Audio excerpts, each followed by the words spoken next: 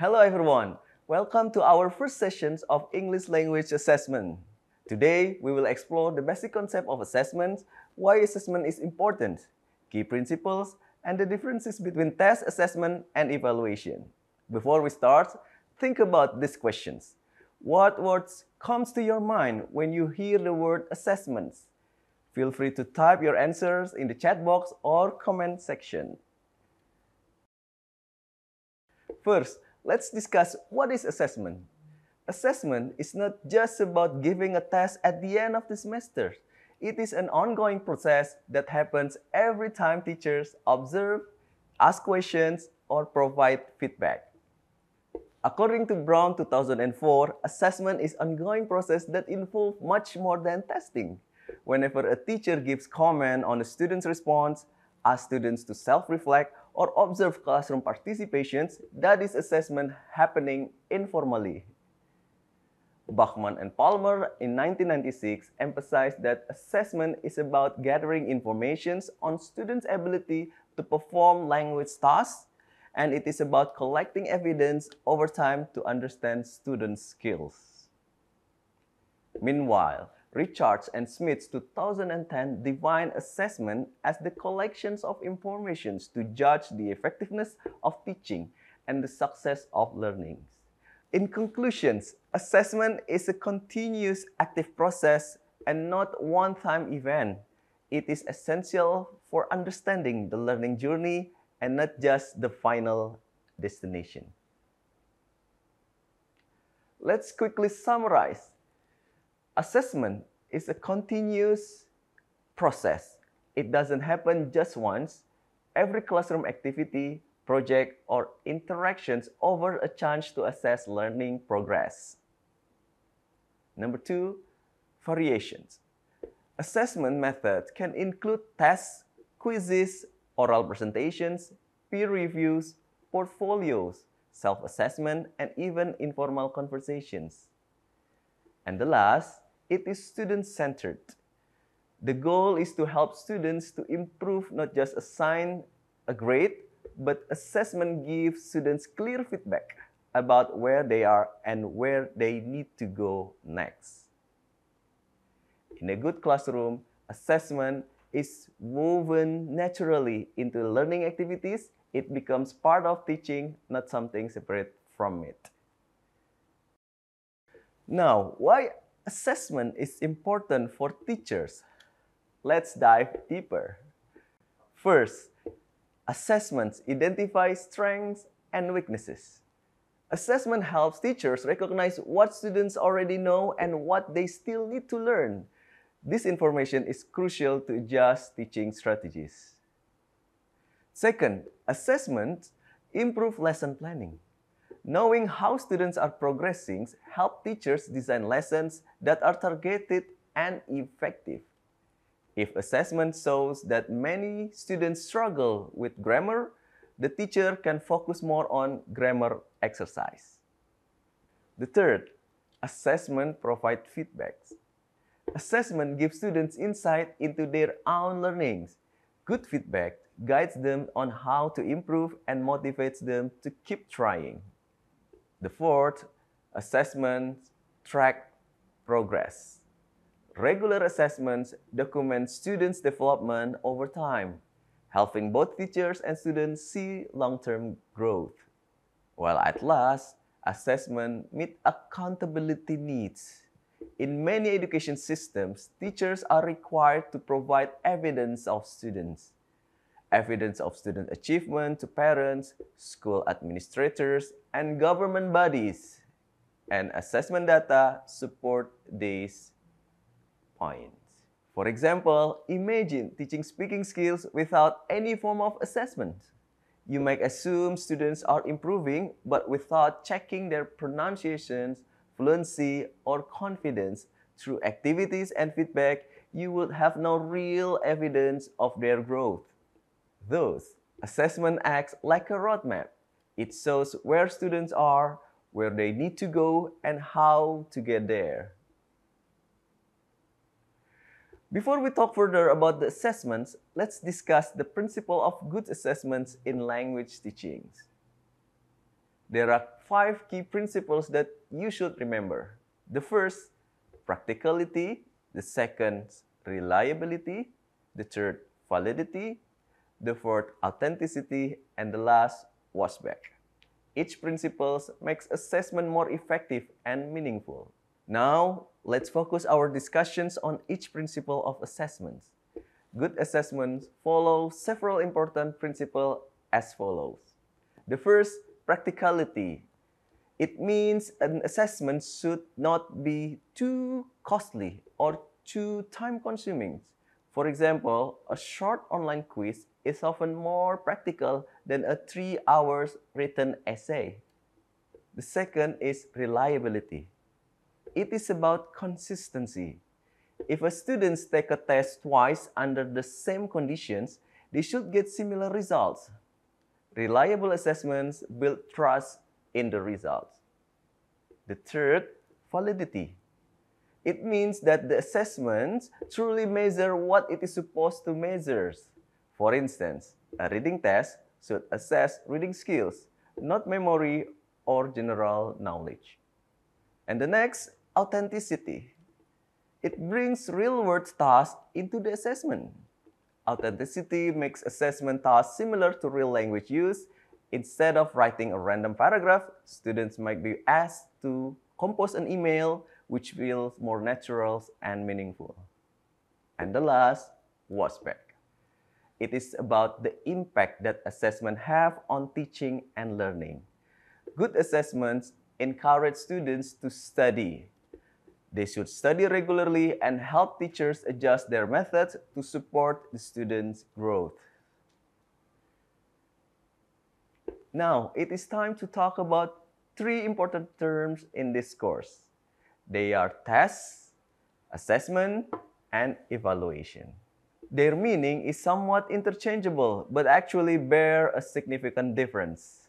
Let's talk further about them one by one. A test is a formal and structured tool used to measure a learner performance at a specific moment in time. Think about the final exams, a midterms, or a TOEFL speaking test. It usually covers selected skills under specific conditions and is scored for immediate results. How about assessment? On the other hand, assessment is much broader than tests. It is an ongoing process that gathers information about students' learning through various activities.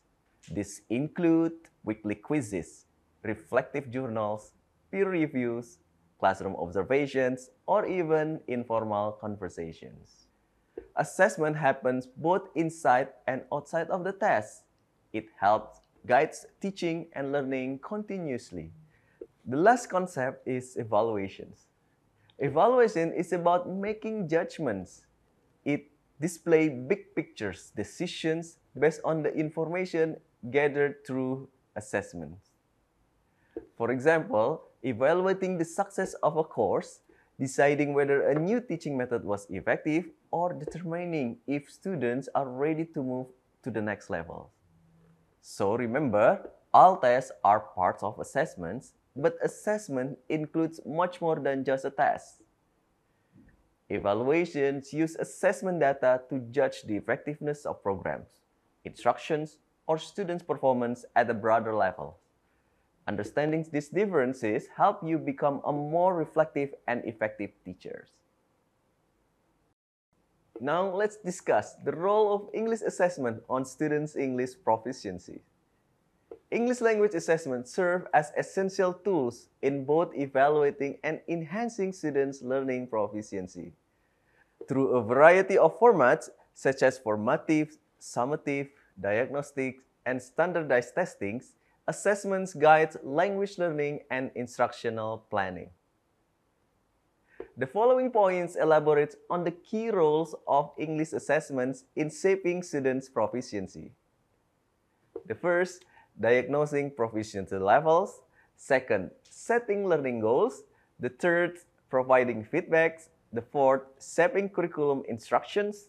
The fifth, standardizing measurements. And the last, encouraging accountability. Let's talk one by one. The first, diagnosing proficiency levels. One of the primary roles of English assessment is to diagnose students' current level of language proficiency.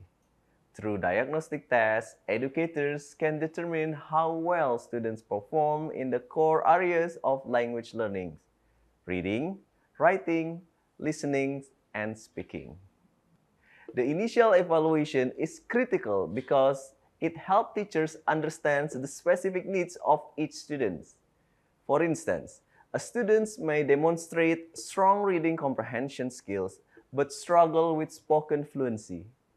By identifying these gaps early on, targeted support can be provided, ensuring that each learner receives instruction suited to their proficiency level. Second, setting learning goals. Assessment play a significant role in establishing clear, measurable goals for language learners. When students know what is expected of them, whether it is improving vocabulary, mastering grammatical structure, or enhancing pronunciations, they are more likely to stay focused and motivated.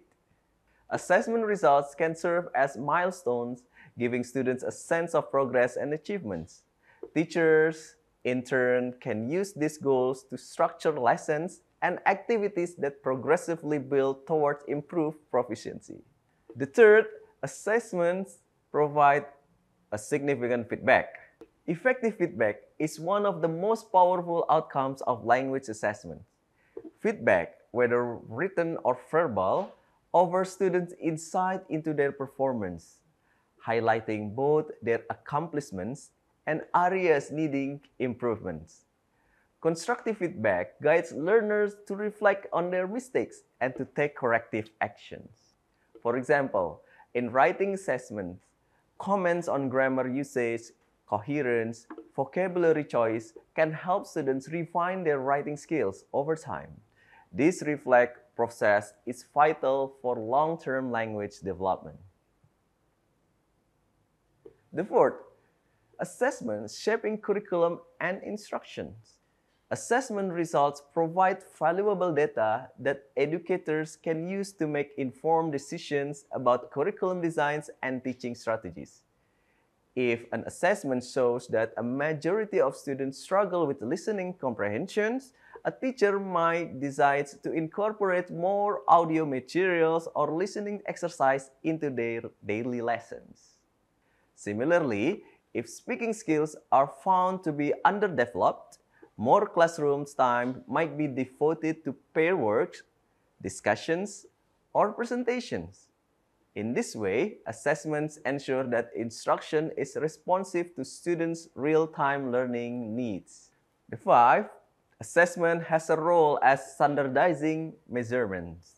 Standardized English assessments such as TOEFL, IELTS, and CFR aligned tests serve as objective indicators of language proficiency. These assessments are widely recognized by educational institutions, employers, and immigration authorities. They offer a consistent and comparable framework for evaluating students across different contexts and countries. For learners, preparing for standardized assessments can also help develop test-taking strategies and expose them to formal English use in academic and professional settings. The last, assessments encourage accountability. Assessments create a sense of accountability for both students and educators. For students, knowing that their language skills will be evaluated push them to take ownership of their learning. They are more likely to review materials, participate actively in the class, and seek help when needed. For teachers, assessment outcomes serve as a reflection of teaching effectiveness. Poor results might indicate a need to revise lesson plans, diversity teaching methods, or provide additional support. This shared accountability ultimately contributes to a more focused and results-driven learning environment.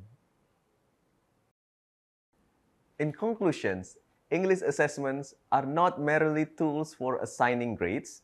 They are integral to the entire language learning process, from identifying student needs to guiding instructions and motivating learners.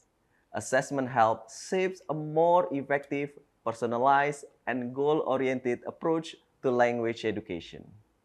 When designed and implemented thoughtfully, assessments can significantly enhance students' English proficiency and overall academic success.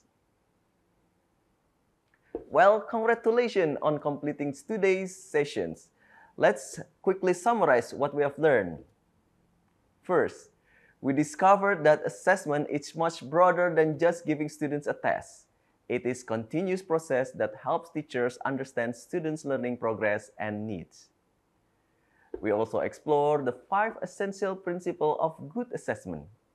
The first, practicality. It is making sense assessment doable and efficient. The second, reliability. It ensures test or assessment consistency. The third, validity. It measures what intended to be measured. The fourth, authenticity. It connects tasks to real-world use or assessments. The last, washback. It creates a positive influence on teaching and learnings. We also have clarified the differences among tests, assessments, and evaluations. And we realized that each has its own important role in the classroom. In our next sessions, we will go deeper into different types of tests and assessments, and we hope that we can use them effectively to support our students. Before we end these sessions, please take a moment and type in the chat box or comment sections about one new idea or insight you gained from today's session. Thank you for your active participation and see you again soon. Stay curious and keep learning.